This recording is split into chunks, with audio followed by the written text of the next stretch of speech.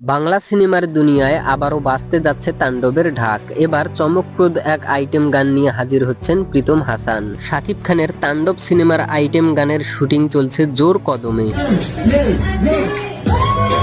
শাকিব খান মানেই চমক, আর প্রীতম হাসান মানেই অন্যরকম মিউজিক্যাল ঝড়। এর আগেও আমরা দেখেছি এই জুটিকে কিভাবে আইটেম গানে বাজিমাত করেছে, আর এবার সেই পুরনো ম্যাজিক ফিরে আসছে নতুন রূপে তাণ্ডবের সিনেমায় আইটেম গানে। গত ঈদে বরবাদ সিনেমার চাঁদ মামা আইটেম সংটি তিনি গেয়েছিলেন। চাঁদ মামাতে তেমন সাড়া না পেলেও শাকিব খানের তুফান সিনেমার লাগে উড়াধুরা গানটি ছিল বেশ জনপ্রিয়তায়। গানটি দুই বাংলাতেই বেশ জনপ্রিয়তা পায়। গানটির সুর আর কণ্ঠে ছিলেন প্রীতম হাসান। গানটি হয়ে গিয়েছিল সুপার হিট। সেই সময় থেকেই দর্শক প্রীতম আর শাকিব জুটির আইটেম গান দেখার অপেক্ষায় থাকে।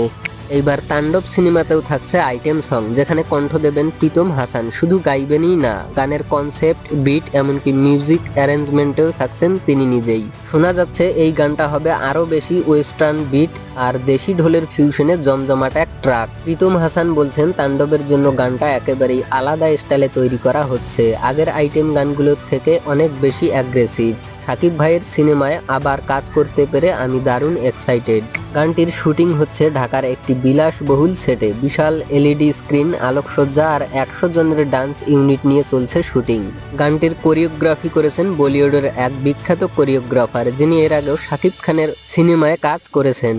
নির্মাতা বলেন এই গানটা সিনেমার ক্লাইম্যাক্সে এমনভাবে ব্যবহার করা হবে যা আগে কখনো ব্যবহার করা হয়নি। শাকিব খান আর প্রীতম হাসানের আইটেম গান মানেই তোড়জোড়। তাণ্ডব সিনেমার এই গান কি আগুন লাগাবে আগের মতোই?